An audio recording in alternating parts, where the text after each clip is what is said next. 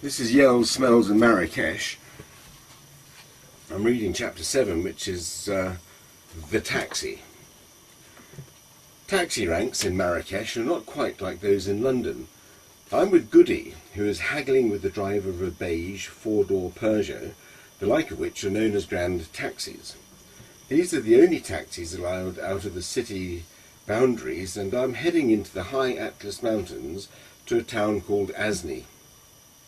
Goody beckons me, and he ushers me into the back seat of the taxi. But there are already 3 other fully grown men sitting comfortably in there. My hesitation is met with a broadside of yelling from every human life form in the vicinity, and I'm pressed in and the door forced closed.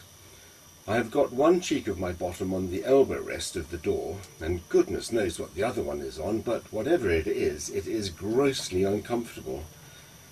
Goody gets in the front, followed by an extremely rotund bloke wearing a grey suit and clutching a black briefcase as if his life depended on it.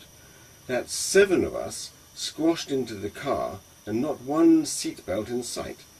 I want to lock my door, but literally cannot move my left arm as it's jammed against the window. The driver lets out the clutch and we take off like a bat out of hell. At this point, I think I would like to do something religious, like cross myself, but my right arm is pinned down by the other 3 passengers on the back seat.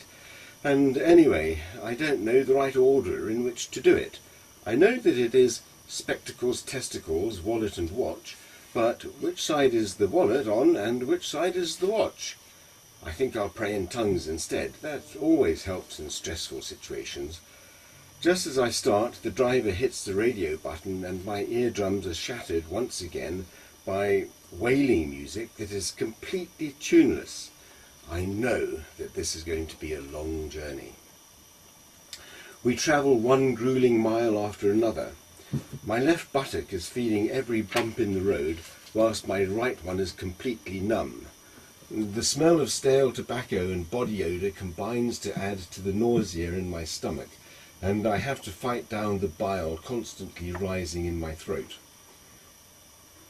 There is no way that I can determine how long we've been travelling, because I can't see my watch, and the clock on the dashboard is not working, along with the rest of the vehicle's instruments. We have arrived at the foothills of the mountains, and a concrete bridge spans a vast flowing river. Half of the bridge is missing. I know that it is missing because rusty, twisted reinforcing rods are sticking out over a void that should be the lane for oncoming traffic. Of course, I'm expecting to see roadworks, stop signs, and at least half a dozen people wearing high visibility day-glow vests marshalling traffic. But no, there are no roadwork signs, nor any road workers in sight. A huge lorry is trundling towards the bridge, and our driver has just floored the accelerator pedal in an attempt to establish priority on the only lane. It's a standoff. Both drivers are living in a delusional world that insists that there is enough room for both vehicles to pass. I feel the need once again to do something religious, but I am pinned to my seat so thoroughly that I can now not even wiggle my toes. The lorry is hurtling towards us, and the closing speed would smash records in any country. Inside the taxi, there is an orchestrated gasp as all 7 of us, and that includes the driver, suck in to make ourselves thinner. This is a tactic that clearly works, as the lorry scrapes past us with its outside wheels rolling on the gnarled reinforcing rods. The result of this near-death experience is an exhalation of air, which fills the interior of the car with the pitiful smell of adrenaline.